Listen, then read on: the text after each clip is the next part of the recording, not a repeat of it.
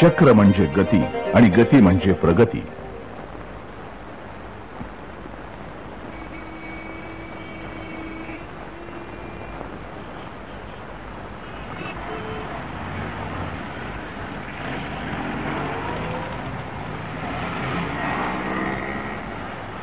जगभरातल्या 3,700 लाख वाहनांपैकी 25 लाख वाहनांचा भार भारतातल्या रस्त्यावर येतो. भुरळ पाडणाऱ्या या मोटार गाड्या म्हणजे घातक विषकन्या आहेत.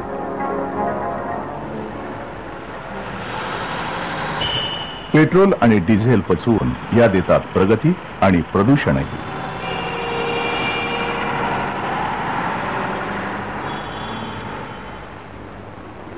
ट्रेक्टा इथाईल हे रसायन पेट्रोलमध्ये वापरलं जातं.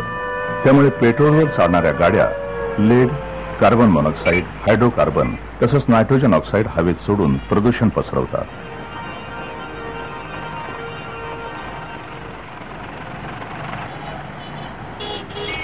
मुंबई ही महानगरी म्हणजे वाढत्या लोकसंख्येचं माहेरघर.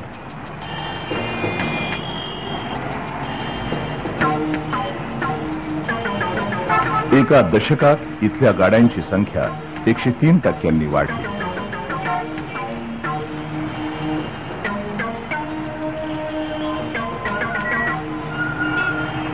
सुमारे 8 लाख गाड्या दररोज 2,000 टनाहून जास्त प्रदूषण इथे पसरवत आहेत.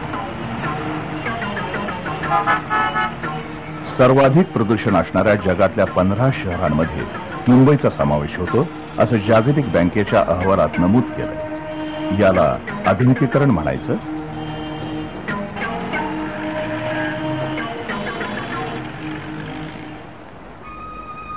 प्रगतीच्या स्पर्धेत इतर देशांचा अनुभव आपण लक्षात घेतला नाही. त्याने आपल्याच मुलांचं भविष्य धोक्यात आलं. आज प्रदूषणानं परिसीमा गाठली आहे. जगातल्या सगळ्या शहरांवर काळं सावट आलंय.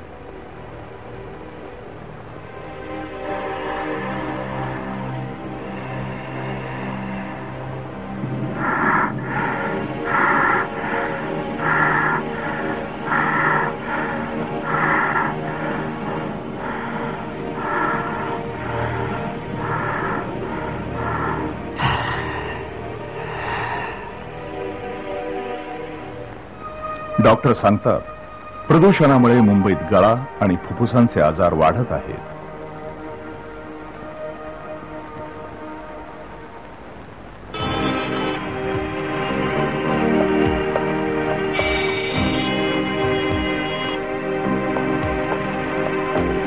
राष्ट्रीय संस्था हवेतल्या प्रदूषणाची मोजणी करतात.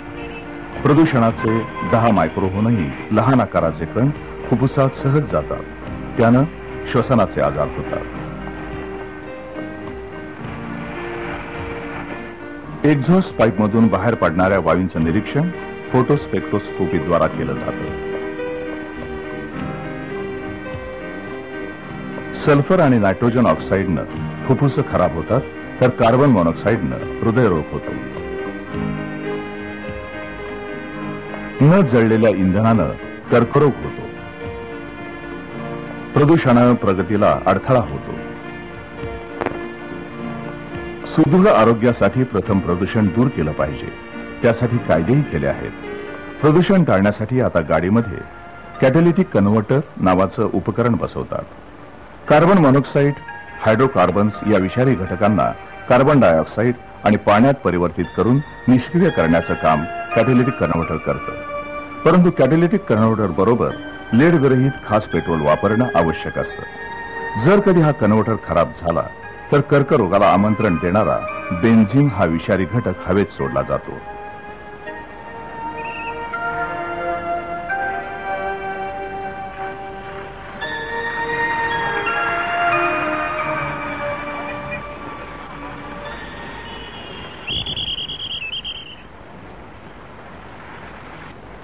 अशा परिस्थितीत धुराच्या कोंडाळ्यात कर्तव्य बजावणाऱ्या वाहतूक पोलिसांचं काय होईल?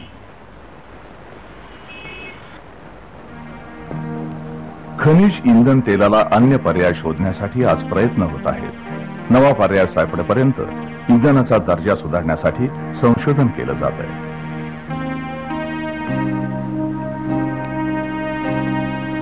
चांगल्या लुब्रिकेटिंग तेलानं आणि गाडीची नीट देखभाल केल्यानं प्रदूषण कमी होतं.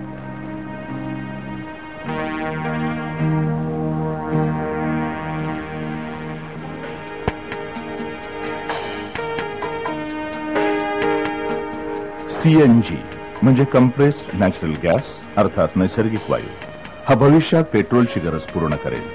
त्यानं कार्बन मोनॉक्साईड आणि धूर 90% कमी होतो. सीएनजी म्हणजे स्वच्छ हवेचं जणू वरदानच. मुंबईत 5500 गाड्या या इंधनावर चालतात.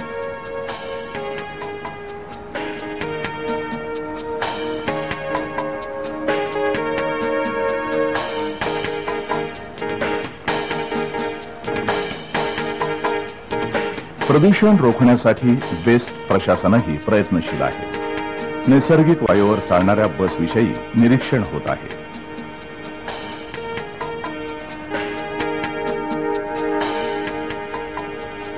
या बस चालकांना इतर चालकांप्रमाणे डोकेदुखीचा त्रास जाणवत नाही. प्रदूषण विषयक कायदे कडक झाल्यानंतर 2000 सालात अशा अनेक बस रस्त्यावरून धावतील.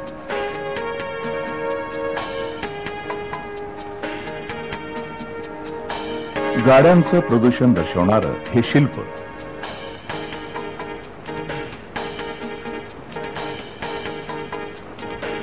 खाजगीऐवजी सार्वजनिक वाहतूक सेवा वाढल्या पाहिजे असं लोकांनाही वाटतं. केवळ इच्छा धरून काही होणार नाही. त्यासाठी हवा दृढ संकल्प. शेती वाढवायची आहे, मैदानं वाढवायची आहेत. इच्छा आहे, संकल्प आहे, मग मार्ग दिसेलच.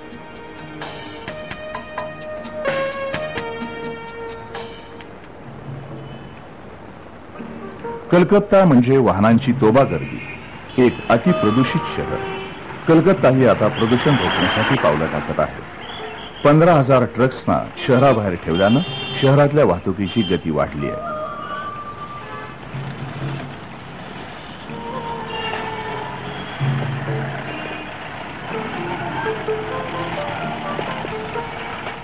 चेन्नई दुचाकी आणि 3 चाकी वाहनांमुळे इथे सर्वाधिक प्रदूषण झालं. सार्वजनिक वाहतूक सेवेत सुधारणा, वाहतूक नियंत्रण, पूल बांधणी याद्वारा महानगरपालिकेनं इथं प्रदूषण कमी केलं आहे.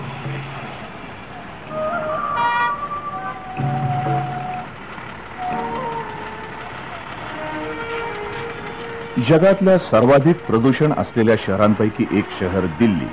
1996 मध्ये इथे 7,500 लोक प्रदूषणानं दगावले असं मानलं जातं. प्रदूषण नियंत्रणाचे कडक कायदे इथे केलेत. पीयूसी सर्टिफिकेटवरच इथं इंधन दिलं जातं.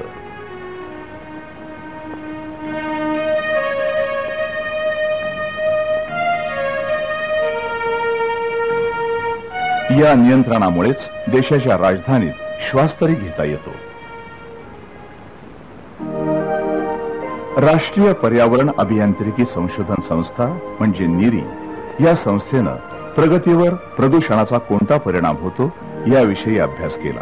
तेव्हा समजलं की प्रदूषण नियंत्रणामुळे आरोग्यात वाढ होते आणि उत्पादनही वाढतं. त्यामुळे एकट्या मुंबईत दरवर्षी 850 कोटी रुपयांचा फायदा होईल.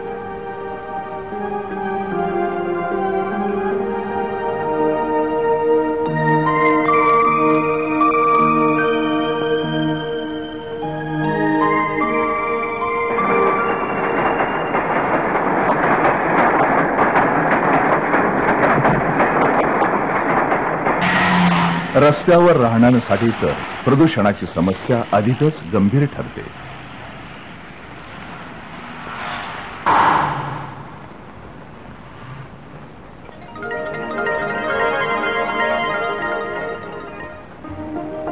काही वर्षांपूर्वी आपण अधिक सुदृढ होतो, निरोगी होतो.